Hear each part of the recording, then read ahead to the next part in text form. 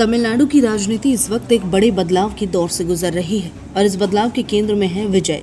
फिल्मी पर्दे पर सालों तक गरीबों, महिलाओं और आम जनता के हक की लड़ाई लड़ने वाले थलापति विजय अब वास्तविक राजनीति में भी उसी छवि को जमीन पर उतारते दिखाई दे रहे हैं। मुख्यमंत्री बनने के बाद विजय ने जो फैसले लिए उन्हें सिर्फ प्रशासनिक निर्णय नहीं बल्कि एक बड़े राजनीतिक संदेश के तौर पर देखा जा रहा है। सबसे ज्यादा चर्चा उस वक्त हुई जब सचिवालय में मुख्यमंत्री की कुर्सी से सफेद तौलिया हटाने की तस्वीर सामने आई। दक्षिण भारतीय राजनीति में सफेद तौलिया लंबे समय से सत्ता, रुतबे और वीआईपी कल्चर का प्रतीक माना जाता है, लेकिन विजय ने इस परंपरा को खत्म कर साफ संकेत दिया कि उनकी राजनीति दिखावे और दूरी की नहीं बल्कि सीधे जनता से जुड़ाव की राजनीति की होगी। राजनीतिक विश्लेषकों का मानना है कि ये कदम छोटा जरूर था, लेकिन इसका असर बेहद बड़ा रहा, क्योंकि इससे विजय ने खुद को ऐसे नेता के तौर पर पेश किया है जो सत्ता को विशेषाधिकार नहीं बल्कि जिम्मेदारी से निभाता है। तमिलनाडु के मुख्यमंत्री ने अपने सरकारी कार्यालय की कुर्सी से पारंपरिक सफेद तौलिया हटवा दिया।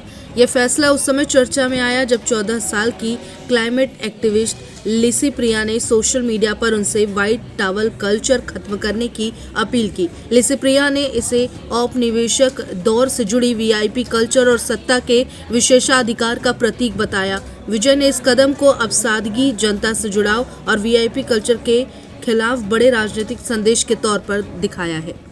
लिसी प्रिया ने लिखा कि क्या हम भारत में वीआईपी कुर्सियों पर सफेद तौलिया लगाने की इस परंपरा को खत्म कर सकते हैं? लोगों को पहले से ही पता है कि मुख्यमंत्री वीआईपी होते हैं। ये तौलिया संस्कृति अब मंत्रियों, नौकरशाहों और यहाँ तक कि छोटे अधिकारियों तक में भी अपनाई जाने लगी है। सर, आप लाखों लोगों के लिए एक बड़ी प्रेरणा है। इस बदलाव की शुरुआत आप कर सकते हैं।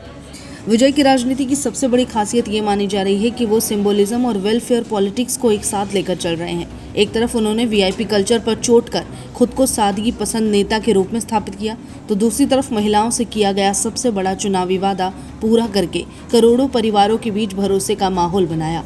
तमिलनाडु सरकार की महिला आर्थिक सहायता योजना को राज्य की राजनीति में गेम चेंजर माना जा रहा है, क्योंकि इसके जरिए लाखों महिलाओं को सीधे आर्थिक मदद मिलनी शुरू हुई। महंगाई और बढ़ते घरेलू खर्च के बीच ये योजना महिलाओं के लिए सिर्फ आर्थिक राहत नहीं बल्कि सम्मान और आत्मनिर्भरता का प्रतीक बनती जा रही है। ग्रामीण इलाकों से लेकर शहरों तक बड़ी संख्या में महिलाएं विजय सरकार की इस पहल की खुलकर तारीफ कर रही है और यही वजह है कि राजनीतिक जानकार इसे महिलाओं के बीच विजय की मजबूत पकड़ बनाने वाला फैसला बता रहे हैं। तमिलनाडु की राजनीति में लंबे समय बाद कोई ऐसा नेता दिखाई दिया जो खुद को सिर्फ मुख्यमंत्री की कुर्सी तक सीमित नहीं रखना चाहता बल्कि जनता के बीच पीपल्स सीएम की छवि बनाना चाहता है। विजय लगातार ये संदेश देने की कोशिश कर रहे हैं कि उनकी सरकार सत्ता के अहंकार से नहीं, जनता के विश्वास से चलेगी। यही कारण है सोशल मीडिया से लेकर आम लोगों के बीच विजय को लेकर अलग तरह का उत्साह दिखाई दिया। लोग उन्हें सिर्फ अभिनेता या नेता नहीं बल्कि जननायक के तौर पर देखने लगे। फिल्मों में जिस तरह विजय आम आदमी के लिए लड़ते नजर आए, अब राजनीति में भी उनकी वही छवि लोगों को दिखाई दे रही है।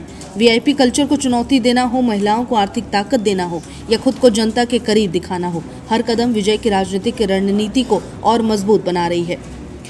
विजय की सबसे बड़ी ताकत उनका इमोशनल कनेक्ट भी है।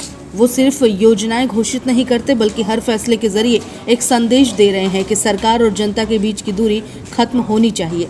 यही वजह है कि तमिलनाडु में चर्चा सिर्फ नई सरकार की नहीं बल्कि नई राजनीतिक शैली की भी हो रही है। थलापति विजय ने बहुत कम समय में ये साबित कर दिया कि वो सिर्फ रियल लाइफ हीरो नहीं बल्कि रियल लाइफ पॉलिटिक्स में भी खुद को जनता के सबसे बड़े भरोसे के रूप में स्थापित करने की तैयारी में है। दूसरी तरफ साउथ फिल्म इंडस्ट्री की चर्चित अभिनेत्री त्रिशा कृष्णन एक बार फिर सुर्खियों में है। मीडिया रिपोर्ट्स की माने तो त्रिशा को करीब 12 करोड़ रुपए के बड़े प्रोजेक्ट का ऑफर मिला, जिसे कथित तौर पर उदयनिधि स्टालिन से जोड़ा जा रहा है। हालांकि इस खबर को लेकर अब तक ना तो त्रिशा की तरफ से कोई आधिकारिक बयान सामने आया और ना ही मेकर्स ने पुष्टि की, लेकिन सोशल मीडिया पर इसे लेकर चर्चाएं तेज है। फिल्म और राजनीतिक गलियारों में इस प्रोजेक्ट को लेकर कई तरह के कयास लगाए जा रहे हैं। कुछ रिपोर्ट्स में दावा किया जा रहा है कि ये सिर्फ एक फिल्म प्रोजेक्ट नहीं बल्कि तमिलनाडु की बदलती राजनीतिक और सिनेमाई रणनीति का हिस्सा हो सकता है। त्रिशा हाल के समय में लगातार बड़े बजट की फिल्में और हाई प्रोफाइल प्रोजेक्ट से जुड़ी रही, जिसकी वजह से उनके स्टारडम और मार्केट वैल्यू में जबरदस्त बढ़ोतरी देखी जा रही है। ऐसे में 12 करोड़ रुपए की डील की खबर ने इंडस्ट्री में हलचल और बढ़ा दी है।